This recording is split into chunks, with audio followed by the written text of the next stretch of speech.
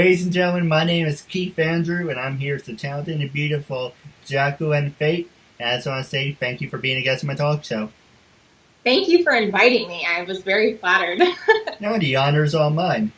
Now, for anyone who wants to know what my talk show is about, my whole point of my talk show is to show people that even with having a learning disability, I can still I used to say overcome controversy, but a lot of people make fun of me for that.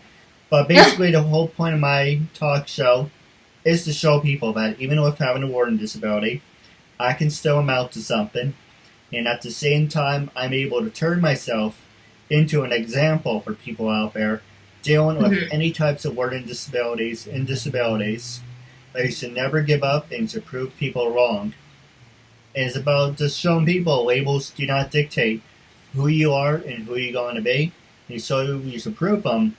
Hashtag break the labels. Absolutely. With that being said, half hour, 40 minutes every time. Say anything you say anything you want, talk about anything you want. Gloves off, I'm an open book. Like we talked about, you're an open book, I'm an open book. I have nothing to hide. And starting off, I'm not easy. Like I said, I'm distracted. I'm easily distracted. But I'm half watching my dog out the window, so don't feel bad. I mean, I'm totally engaged with you, but you know what I mean. I have bad effect on people, I know. So I'm going to ask you some easy questions, and then I'm going to ask you some hard-hitting ones, and a little bit I'm going to pass the show over to you. And the first one I'm going to ask you is, how was life growing up, and were you a study nerd or party animal? Wow, that's tough. I mean, I think I went through phases.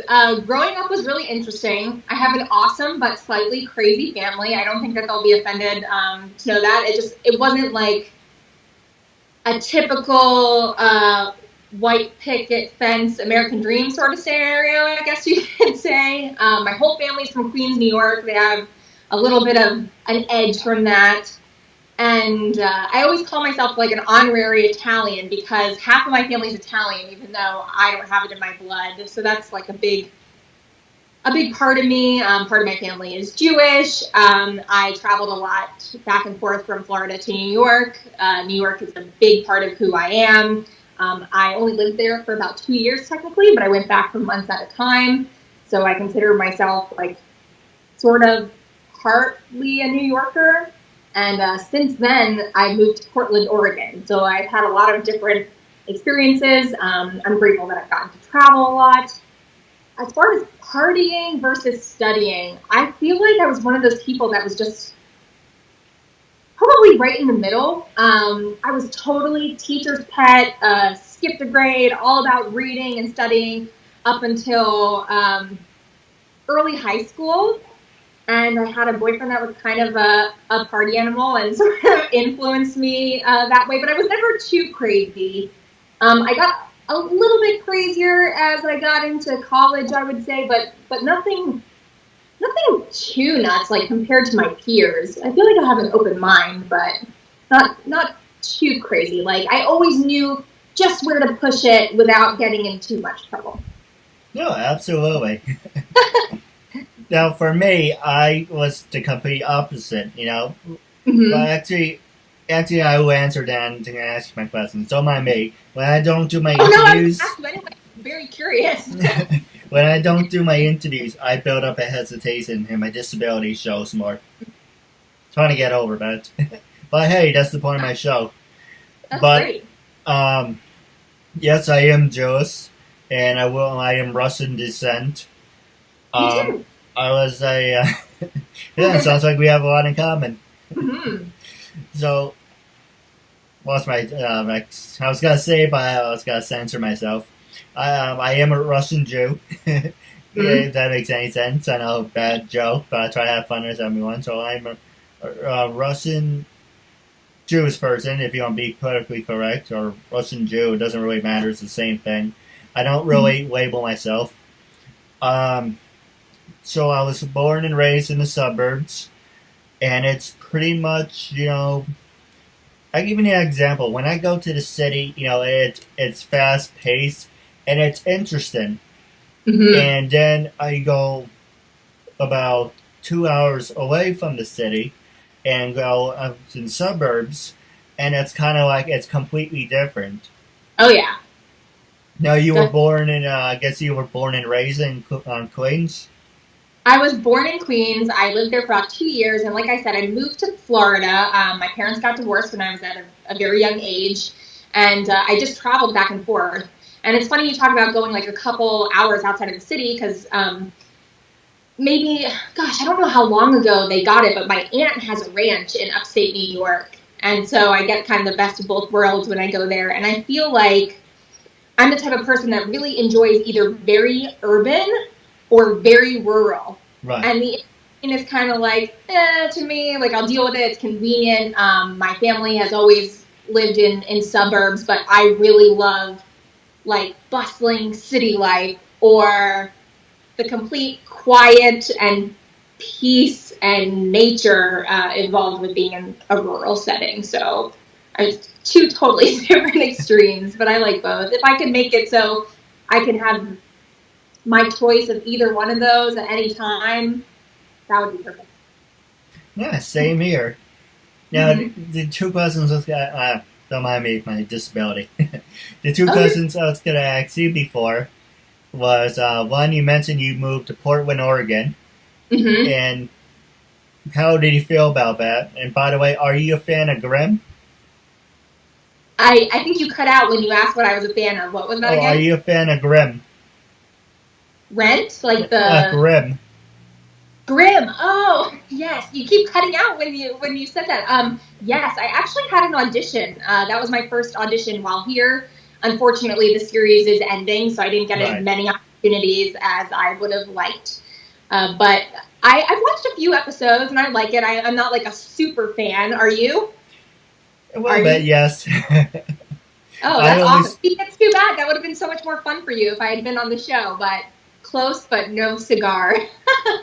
Not this time. But I do, it's cool that you know exactly where it's filmed and everything. Yeah. I feel like not everybody really knows what's going on here as far as the film industry goes. How did I feel about it? Well, I honestly went through a period of, they call it relocation depression. And I totally had that. And it's weird. I wasn't expecting that because I'm such a, I have such a wanderlust sort of spirit. I've always traveled. I'm used to being away from family. I love my family, but I was kind of the type of person that would just get up and go. Yeah. But there's something very different about picking up all your stuff and moving across the country and not having like a set time to get back. And, I didn't really know anybody. I had to start from scratch, whereas I felt like I had a really good network back in Orlando, Florida, as far as acting goes. So there was a lot going on. And then, like I told you, I have health issues. So that's something that has been a big focus since I moved across the country. I feel like the West Coast is a little more conscious of certain things. There's a lot of natural medicine available. So that's been cool.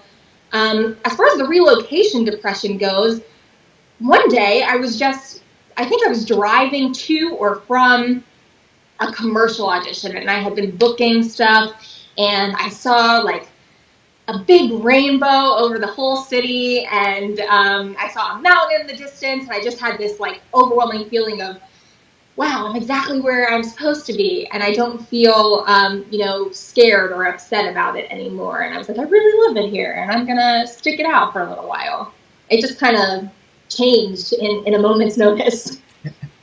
Well, I was gonna make a joke, but if you're still up for it, I'd like to tell you. Oh yeah, go for it. When you went to Portland, did you have to find off any venison? Bison? No, venison.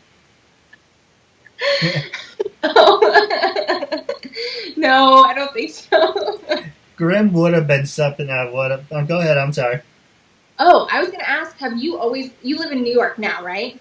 Yep, I've been here for upstate about 20 months.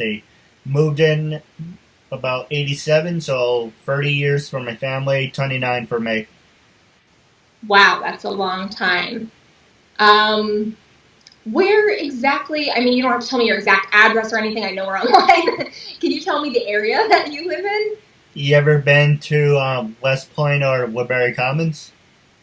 I think I've been to West Point area. If not, I'm familiar with the name, or I know people that are from there. It sounds really familiar. Well, I might drive through it when we go to the family ranch, which is in the Catskills, sort of outside of Albany.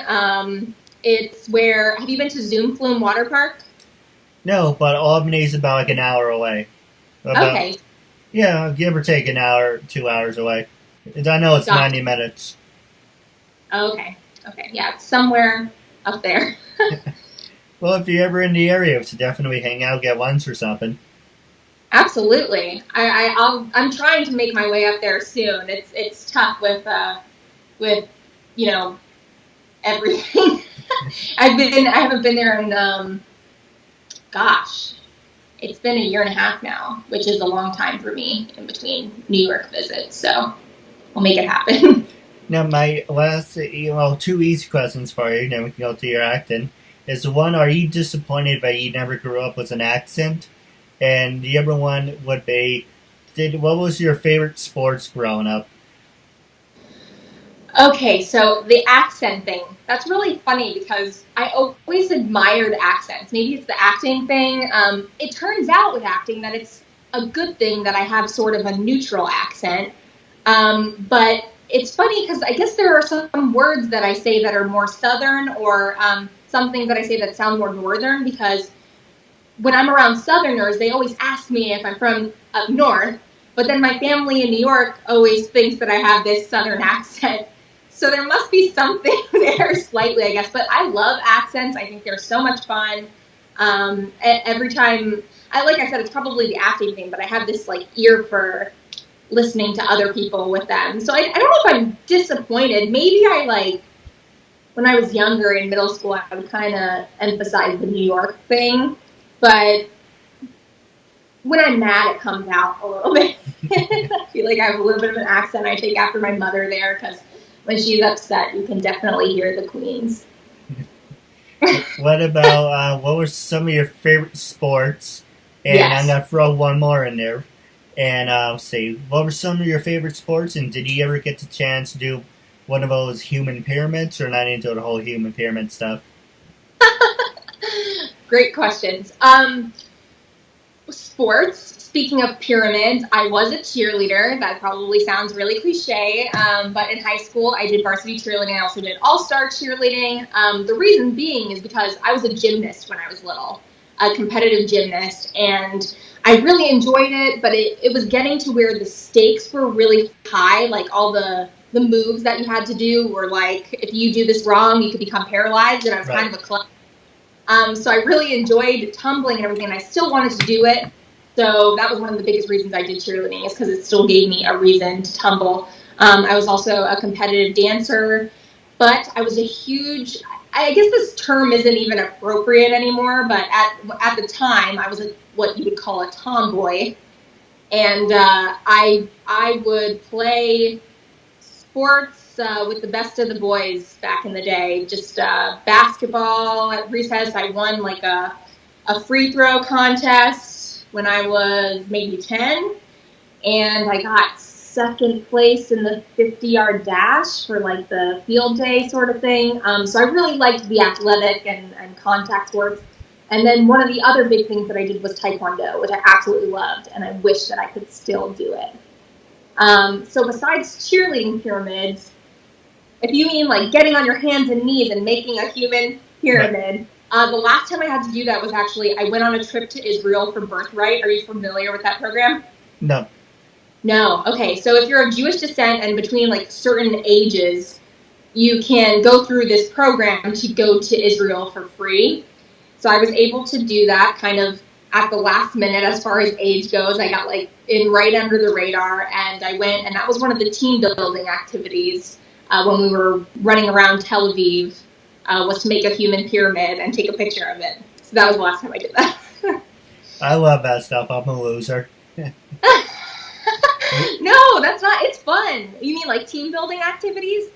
Well, I do have a lot of different pyramid ideas. While on the subject, would you be interested in doing any, or is that past tense? If I was in the same vicinity, maybe I would. Like I said, I do have some chronic pain issues, so I might suffer. But if it was fun while I was doing it, I would probably suck it up for a little while. Hey, yeah, never say never, right? Plenty of other Right. things to deal with. Absolutely. Now, the next question I was going to ask you is who influenced you to start your career, and how hmm many years have you been acting? That is also a complicated question because I feel like I did this big circle from when I was little. I totally wanted to be an actor, and I didn't even realize how badly I wanted it until I read back through some things. I was just telling a friend yesterday, I read a diary that I had when I was like 5 years old or something, and it was like, what do you want to do when you grow up or something? And I put actor, and then it was like your favorite actress, and I put me. I wish I had that confidence still. Wow. But I didn't realize how badly I wanted it. And apparently when I was little, I totally did. And I was one of those kids who I would borrow my grandma's camcorder. It was like this big hunk of I remember video. that. I used to use that. Big and like bigger than my body. And I would always carry it out. And I spent a lot of time at my grandmother's house. And I would make my own videos. And I'm a writer too, so I would write my own little stories or make up like some kind of newscaster thing and try to host a show. And I was really little, but I just did it anyway. And it was practically by myself. So I feel like that's a pretty good indicator that that's something I really wanted to do. But because I was interested in medicine and science as well, I kind of got steered into the medical industry. A lot of people encourage that because they're like, oh, you're never going to make a living as an artist. So that was on my mind for a while. And then somehow, I guess from being sick myself, it kind of made me realize what I was really passionate about. And as much as I like health, I don't like the medical industry. So I ended up pursuing acting and writing a lot more instead. I think, did that answer your question? What else did we... No, let's see. Who influenced... go ahead. Oh, I was going to say how long I've been acting. So I've been doing it professionally for, I think, 6 years now, and I actually enjoy coaching other people on getting into acting. My first acting class, believe it or not, was when I was 5 years old. I got picked for a monologue, and we did our whole showcase at a nursing home, and I totally loved it. And I don't remember why exactly I stopped at that time, but it's always something I wanted to do. And then in high school, I was trying to do the things that would get me into the best college. So when I filled out what kind of classes I wanted to take, this was after skipping a grade. I felt like I had to do all the right things to get into a good school and be a doctor. So I chose to take Spanish because I thought it was practical, and I wanted to be an ROTC because I thought it would look good on my college applications, even though that's probably not very me at all. So it just so happened that I accidentally got put in theater and French. And instead of making a big deal out of it, I was like, oh, maybe it's meant to be, because somewhere inside me, I was really happy to accidentally be in theater. And I ended up sticking with it for the entire 4 years of high school, becoming thespian drama club president and competing, doing plays, and doing a 2-woman show, and it was probably the best part of my high school life. It gives me chills thinking about it. I can't believe I ended up in there by accident. So then, after I was pre-med for a little while, and I realized maybe it wasn't what I wanted because the medical industry just didn't really ignite the same passion anymore, I started pursuing an agent by myself, getting headshots by myself. And I think that's how you really know what you want to do. If it's something that you would take the reins on your own and do without anybody telling you, you have to do this, this, and this, and this, and it's something that you just feel driven to and you want to put everything into it, and you wake up and you think about it all day, as I'm sure you do with this, like you doing a show and everything. I think that really shows you where your heart is, and it turns out that mine was in acting. So now I've been doing it professionally for, like I said, six or so years. Oh, well, congrats. Thank you. Sorry, that was probably a long story, but obviously I'm really excited about it. So Hey, this is your time. Talk about whatever you want. Say anything you want. You have as much time as you like. And how'd you get the idea for doing this show? Like, what sparked that? All right. Was that one of your questions of one of your top 5, or is that just yes? ahead of myself. I don't know. I really want to know about you too. So. All right. Yeah, like I say, make a new friend out of it. Basically, I don't want to bitch to you, but I'm being completely honest. I used to use my learning disability as a crutch. And that I used to use it, and like a boomerang, you throw it, eventually it's going to come back and bite you in the ass. Now, as I'm first telling you, I'm throwing the boomerang. So I don't have to do this. I don't have to take certified tests. I don't have to do... if you make up something, it's like, oh, I don't have to do that. And as the boomerang was coming back, it's kind of like, now after you graduate high school, here's a dose of reality for you. And the boomerang whacks me upside the head and saying, well, because you're not educated, you can't go to college. You don't have a high school. I have a IEP / diploma. So what's bad is basically an IEP diploma is basically if you want to learn a trade, go to a trade school or work on a car, a refrigerator, an air conditioning, plumbing, work in a nursing home. I didn't want to do that. And I tried to do, basically, I tried to do what my family does. And I can't be a teacher because I'm not qualified. I can't be a writer because I suck at writing. I'm dyslexic and I can read a little bit, but it starts to bother me after like the first 4 minutes.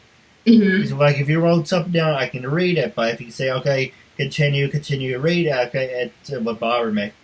Let's see, hand-eye coordination, I have ADD, ADHD, a little OCD, but I'm not that bad. Anyway, that's just a little bit. But what made me do the talk shows when I was trying to find the words for it. When I wanted to do the talk show, I basically, long story short, 2004, I joined the audiovisual department. During that time, I spent my freshman year with my brother's friends, or I would easily sit against the wall by myself. I was antisocial because of my disability, and I had poor people skills. And about halfway, I'm sorry, I had to put my phone on vibrate.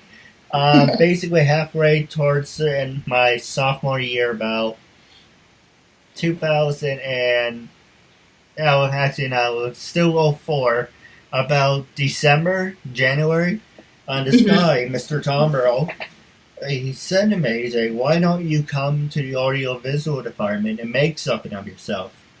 And then I did.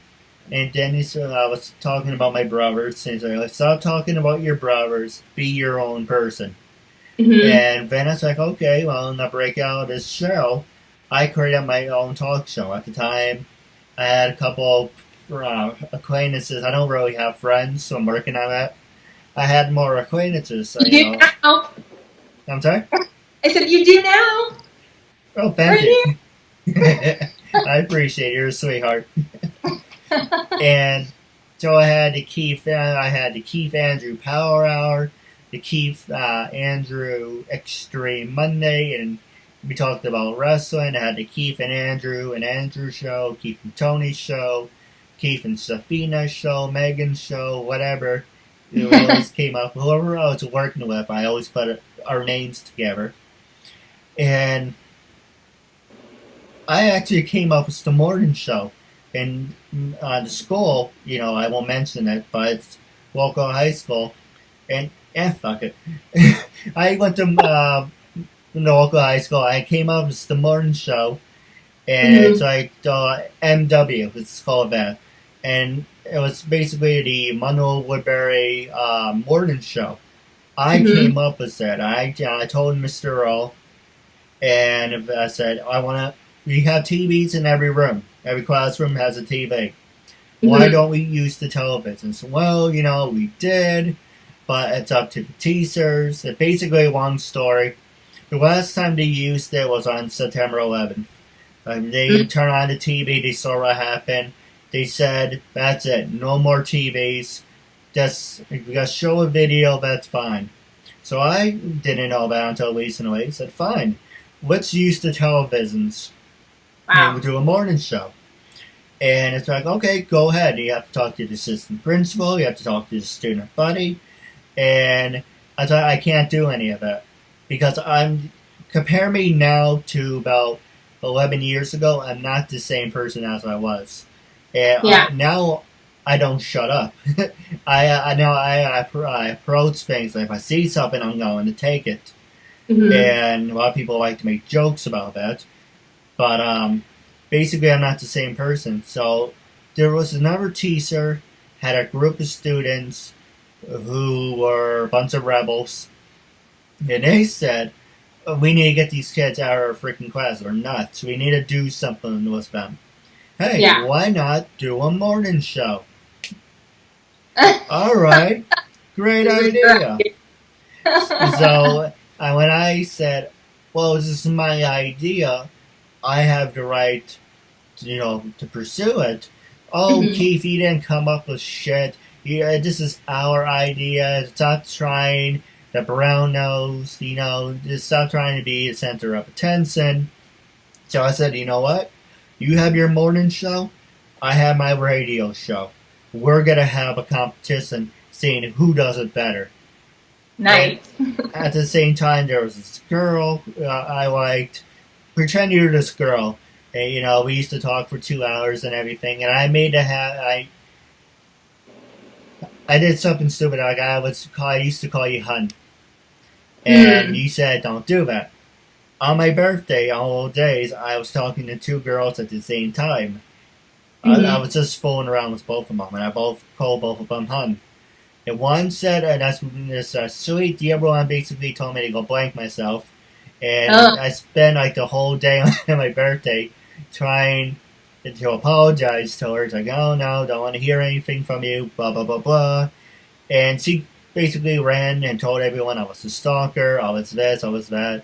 Just because you show up at the same places.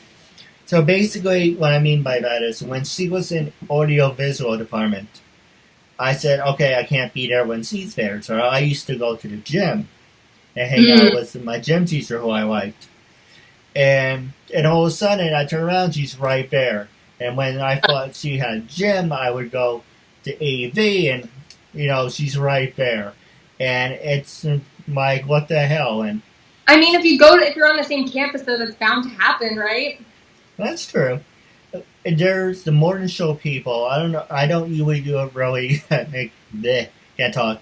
I really don't use MySpace, but I guess throw it around somewhere. It's the morning show, and there's a file about me called "How's It Going, Keith?" And I don't really. I guess I can look for it if I really want to get myself upset, but I didn't pay attention to it. It's like, "How's it going, Keith?" And it's like, okay, today he was fine, or today he was retarded, or today I flirted with him and see how far it would go. And it's like, well, if you don't like him, why are you doing this? Well, I just want to see how stupid he is. So basically, that was about me. And I told the school about it, and they didn't do anything about it because they were the popular kids, and they had money. And don't mind me just saying it. I'm so sorry, and I don't want to get you upset or anything, but no, it's fine. It's I mean, first of all, you have a lot of self-awareness, and to even talk about how far you've come and kind of where you were at, and be able to tell me what you had trouble with, and then and it sounds like you hit a lot of different walls and things you had to jump over, even. I don't know, maybe things didn't go perfectly with talking to those girls and it kind of hit you in the face in a way, but at least you were learning to be social and pursue stuff and ask for what you want, which is exactly what you said. I wanted to do a morning show, and then you stuck up for yourself later when they said that it wasn't your idea. And I think those are all things that are big signs of growth, which is, the most important thing. We all make mistakes. But you've clearly grown a lot. So I hope you feel like it was worth it. No, absolutely, and that's just the highlights. There's more to it, but I don't want to complain to you. But so let's just fast forward. So basically, I came up with it, didn't do anything. I worked in retail, same exact thing. Girl flirted with me, and I went back and forth. I brought my disability on more. I spent more time in the bathroom vomiting. I got sick. Took me a year to recover. After Hurricane Sandy, I got tired of hearing the conversation of saying, you know, every time we sit down for dinner with my family, they're like saying, blah, blah, this, blah, blah, that. And I said, what about me? And it's like, well, what about you? One, you can't hold down a job if your life depended on it. Two, you're not educated. Three, you're not qualified. And four, you're an idiot because you keep screwing things up. And so I said, you know what? Screw it. I'm going to show you with a disability, I can still amount to something, no matter what. In 2013, I started my talk show. Don't ask me why. It seemed like a good idea at the time. I did all phone interviews. People said to me, you have a great format. Why don't you have more people helping you? But more importantly, I was still having panic attacks and social anxiety. So one guy said to me, do it over. So I did, and I got up to 300. And I was taking people at their word at the time. And people were saying to me, you know, my agents, because I will show you exactly. This is all season 1. You see the reflection? That's basically what the camera got. And basically, you didn't see me because it's not cut in half. Basically, it's you only saw the person, you heard me. So I used to record from the camera, from the phone. Then season 2, I record from the camera from the computer screen. And now I use Skype recorder, and it's cut in half. And during that time, before I got to that point, back to season 2 and 1, you're like saying, can you take it down? You're hurting my image. It's degrading to be with people like you. You ask a lot of stupid questions.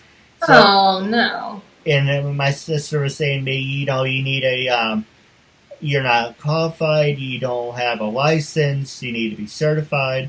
So I called up a lawyer, said, can I ask you a couple questions? And he said to me, one, just trying to catch my breath, sorry. Oh, you're good. That's a lot of talking, I know, but it's a good story. Well, I don't shut up, too. He said, one, you do not have to be copyrighted, because one, you're not making money, and you're just pissing away $2,000. So if you were making money, I would say, yes, go.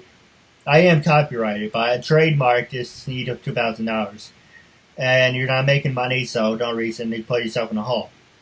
2, you don't need a business license because everything these days are online. You have an online presence, and you have a fan following, and people know who you are. Third thing he said, your biggest mistake was you weren't having people sign a release form, an SU sign. And basically, I went back, I wrote up a proposal, and I said, my name's Keith Andrew, here's the concept of my show. Do I have your permission to use the interview? About 140 people said yes, and 200 said no. So I was like, shit.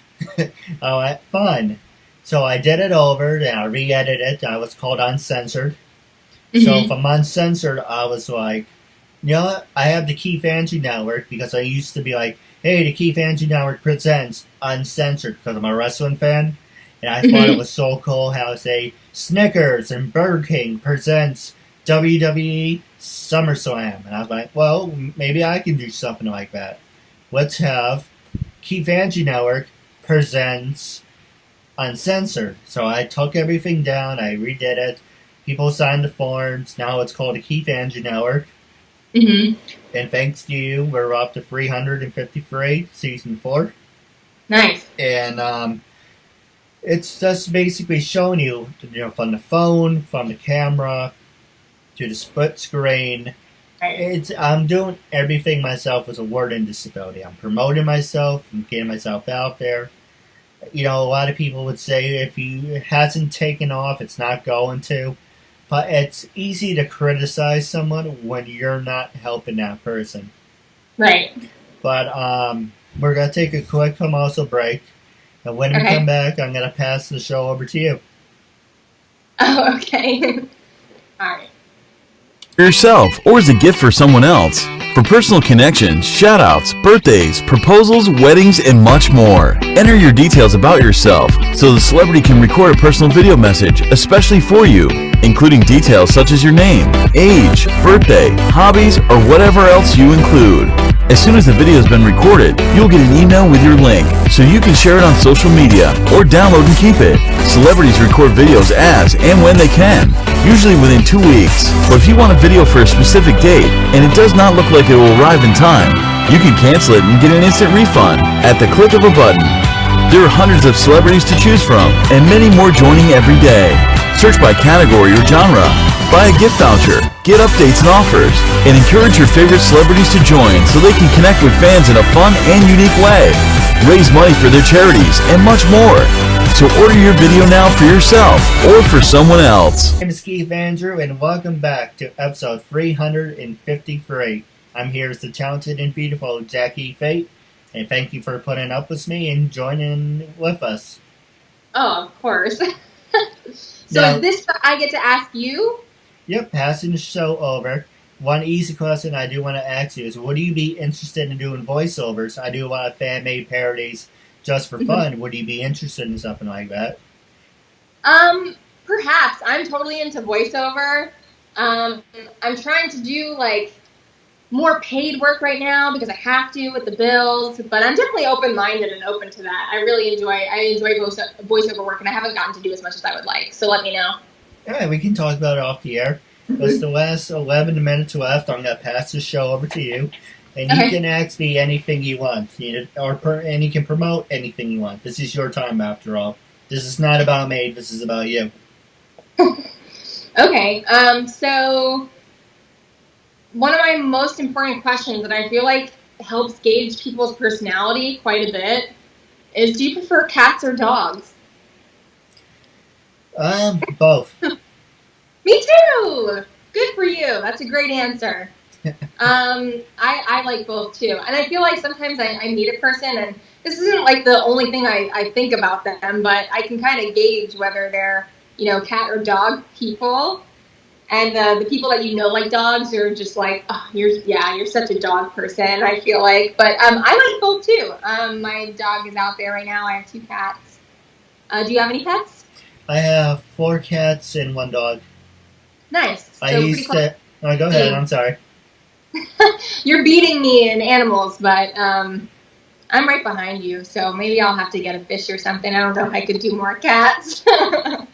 Well, I know you said you enjoy wrestling. Do you enjoy American football? And not really. I don't. But I feel like a lot of people do. So I used to. I don't know what happened. I just don't really care anymore. It's really funny. I think my dog found a squirrel. Yeah. Did you hear? Yeah. So I'm assuming because you like to interview actors that you like TV or film. Would that be correct? I mean, I know you said you like Grimm. Do you watch a lot of TV? I do. And let's see how I'm going to phrase it. I pretty much interview everyone and everyone. Actors, actresses, models, CEOs, professional wrestlers, people with disabilities, people without disabilities. I interview everyone. Whites, blacks, Spanish, English, French, Japanese. It doesn't matter. You're supporting a good cause and making a new friend out of it. Right. As far as TV goes, I had a couple big stars on it. I do like Blue Bloods, Grimm, a wrestling, of course. But for my big actors that I had, I don't know if this is one of your questions, but maybe I can answer 2 in 1. But let's see. Some biggest actors that I had was, recently I had Brian Wilson. Do you like The Wire? I haven't watched it, but I've heard really good things. I interviewed Brian Wilson. He was the detective from The Wire. He also guest starred on Gotham. Let's see, I interviewed someone from House of Cards. Nice. I interviewed someone from Next Generation. I interviewed someone that was, I think, Orange is the New Black, or I love that show.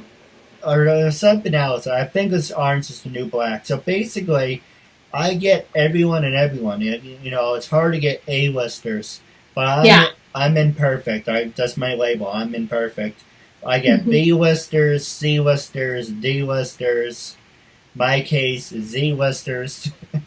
I pretty much get everyone. In TV shows, if I liked a show, I would reach out. Like, I want the cast of Grimm on my show, but they're probably still under contract with NBC. I want to have Hawaii Five-O on my show, still under contract.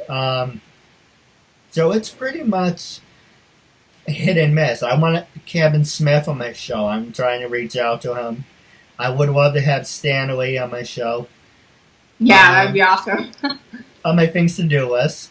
So going on the record, when I first approached you to be a guest on my talk show, what was your first reaction?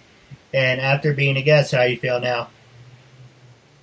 So my initial reaction would be, I think I was watching my friend Tony, who did an interview with you.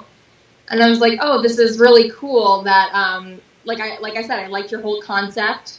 When you reached out to me, I was, like I said, flattered that you wanted to interview me, but you're absolutely right. I wanted to do a little more. I'm a researcher, so I was like, oh, what has he done? Like, let me see some other stuff. Let me make sure that everything's going to be good. But once I saw it, I agree. Like, you were legitimate. You look like it's something you're passionate about, so I was definitely up for it. I didn't really know what to expect during the interview, but I'm really happy. I've been really comfortable talking to you. I think you're an awesome person, and I think I admire what you're trying to do, because I want to host stuff too, and I haven't even done half of what you have, so congratulations.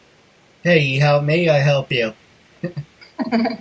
With that being said, it was a real honor and privilege to have you as a guest, and like I said, I do have a couple questions off the air, but wrapping up our interview segment, it's a real honor and privilege to have you as a guest, and I'm looking forward to building a friendship with you as well. You too. Thank you for having me.